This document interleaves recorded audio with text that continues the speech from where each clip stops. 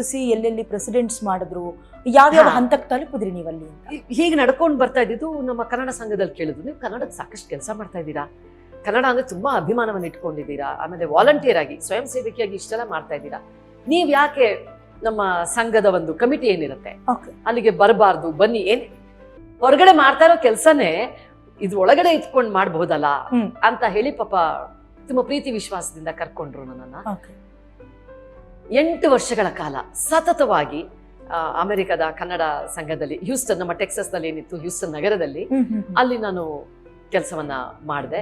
ಆಮೇಲೆ ನನ್ನನ್ನ vice president ಮಾಡಿದ್ರು, ಆಮೇಲೆ ಪ್ರೆಸಿಡೆಂಟ್ ಮಾಡಿದ್ರು, ಸಾಕಷ್ಟು ಕೆಲಸಗಳನ್ನ. ಆಮೇಲೆ ನೋಡಿ, ಆ ಕನ್ನಡ ಸಂಘದಲ್ಲಿ ನಾನು ಮಾಡ್ತಾ ಇದ್ದಂತ ಕೆಲಸವನ್ನ ಗುರುತಿಸಿ ಭಾರತೀಯ ಸಂಘ ಅಂದ್ರೆ ಎಲ್ಲಾ ಸಂಘಗಳು, ಈ ರಾಜ್ಯದ ಮಟ್ಟದಲ್ಲಿ ಏನಿರುತ್ತೆ, ಈಗ ತಮಿಳ್ ಸಂಘ ಇರುತ್ತೆ, ತೆಲುಗು ಸಂಘ ಇರುತ್ತೆ, ಗುಜರಾತಿ ಸಂಘ ಇರುತ್ತೆ, ಪಂಜಾಬಿ ಇರುತ್ತೆ, ಕನ್ನಡ ಇರುತ್ತೆ, ಕೇರಳ ಇರುತ್ತೆ, ಇವರೆಲ್ಲರೂ ಬಂದು ಸೇರುವಂತಹ ಒಂದು ದೊಡ್ಡ ಆರ್ಗನೈಸೇಷನ್ ಇಂಡಿಯಾ ಕಲ್ಚರ್ ಸೆಂಟರ್ ಅಂತ.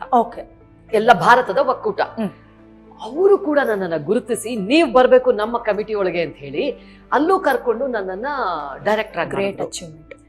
ಎಲ್ಲ ಚಿಕ್ಕ ಚಿಕ್ಕ ವಯಸ್ಸಲ್ಲಿ ಇದೆಲ್ಲ ನಡೆದಾಗ ನನಗೆ ಎಷ್ಟು, ಕನ್ನಡ ಸಂಘ ಸೇರಿದಾಗ 26-27 ವರ್ಷ, ಮತ್ತೆ ಈ ಇಂಡಿಯಾ ಸೆಂಟರ್ಗೆ ಹೋಗೋ ವರ್ಷ ನನ್ 32-33 ವರ್ಷ. ಸೊ ಎಲ್ಲರಿಗೂ ಒಂಥರ ಹೋಲಿಸ್ಕೊಂಡಾಗ ನಾನೇ ಚಿಕ್ಕ ಹುಡುಗಿ ಅಂತ ಹೇಳ್ಬೇಕು. ಅವ್ರಿಗೆ ನನ್ನ ಮೇಲೆ ನಂಬಿಕೆ ಇದ್ದಿದ್ದು ನೋಡಿ. ಹಾಗಾಗಿ ಅಲ್ಲೂ ಸರ್ವ್ ಮಾಡಿದೆ. ಅಲ್ಲೂ ಒಂದು 4 ವರ್ಷ ಇಂಡಿಯಾ ಕಲ್ಚರ್ ಸೆಂಟರ್ ಅಲ್ಲೂ ಕೆಲಸ ಮಾಡಿದೆ. ಸೊ ಹೀಗೆ ಸಾಕಷ್ಟು